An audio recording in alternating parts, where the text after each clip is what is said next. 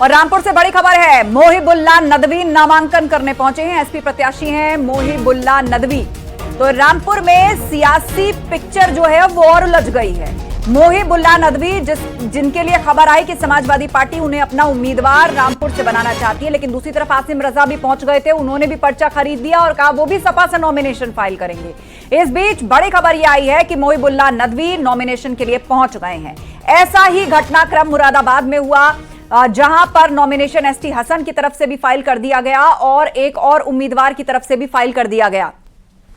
और अब वैसा ही सियासी ट्विस्ट रामपुर से भी देखने को मिल रहा है। यहां आसिम रजा भी पर्चा खरीद करके कह रहे हैं कि वो सपा से नॉमिनेशन फाइल करेंगे और दूसरी तरफ मोहिबुल्लाह नदवी नामांकन करने पहुंच गए हैं। अखिलेश यादव उनको रामपुर से चुनाव लड़वाना चाहते हैं, लेकिन दूसरी तरफ है कहा जा रहा है कि आजम के समर्थक उनका गुट नाराज है। तो ऐसे में आसिम रजा जो हैं वो नॉमिनेशन पेपर खरीदने पहुंच गए। उन्होंने मीडिया के सामने आकर कहा कि वो नॉमिनेशन फाइल करेंगे और सपा के वो उम्मीदवार हैं।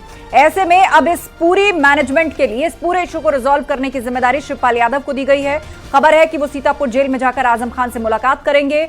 अखिलेश यादव ने भी आजम खान से मुलाकात की थी, लेकिन उसके बाद इस तरह की सियासी उठापटक देखने को मिली। और इस बीच खबर यह कि मोहिबुल्लाह नदवी नामांकन करने पहुंच गए हैं। एसपी प्रत्याशी है मोहिबुल्लाह नदवी। खास तौर पर बताया जा रहा है कि चार्टर्ड प्लेन से कागज भेज करके उनको नॉमिनेशन के लिए मंगवाया गया है और अब वो पहुंच गए हैं। मोहिबुल्लाह मूल रूप से रामपुर के ही रहने वाले हैं। दिल्ली संसद मार्ग जामा मस्जिद के वो इमाम हैं। 15 साल से मस्जिद के इमाम हैं मोहिबुल्लाह नदवी। मोहिबुल्लाह मूल रूप से रामपुर के ही रहने वाले हैं।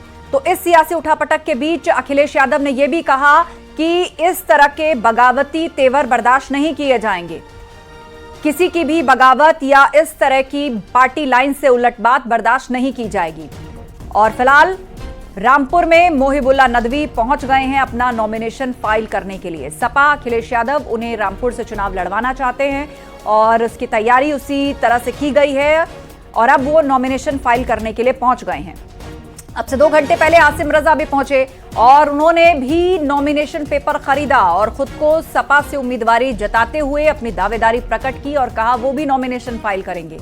और इस पूरे मैनेजमेंट के लिए शिवपाल यादव को आजम खान से बातचीत के लिए भेजा जा रहा है। शिवपाल यादव बातचीत करेंगे आजम खान से ताकि ये उठापटक जल्द ही इस पर विराम लगाया जा सके।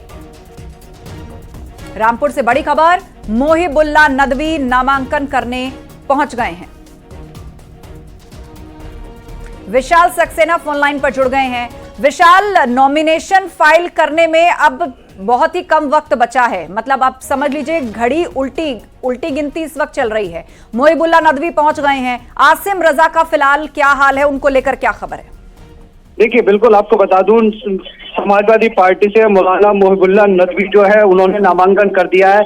नामांकन करने के बाद वो वापस आकर के उन्होंने मीडिया से कहा कि मैंने समाजवादी पार्टी से नामांकन किया है, मुझे समाजवादी पार्टी ने नामांकन के लिए भेजा था। जी, सवाल यहाँ पर यह है कि मोहिबुल्लाह नदवी कह रहे हैं कि समाजवादी पार्टी ने उनको भेजा था। आसिम रजा से आपने बातचीत की थी अब से कुछ घंटे पहले, उन्होंने भी ये कहा कि समाजवादी पार्टी ने उनको भेजा था। तो सवाल यहाँ पर यह है कि समाजवादी पार्टी के नाम पर कितने नामांकन करने के लिए अभी और पहुंच जाएंगे जब तक वक्त है? ये कौन तय करेगा कि समाजवादी पार्टी का प्रत्याशी कौन है?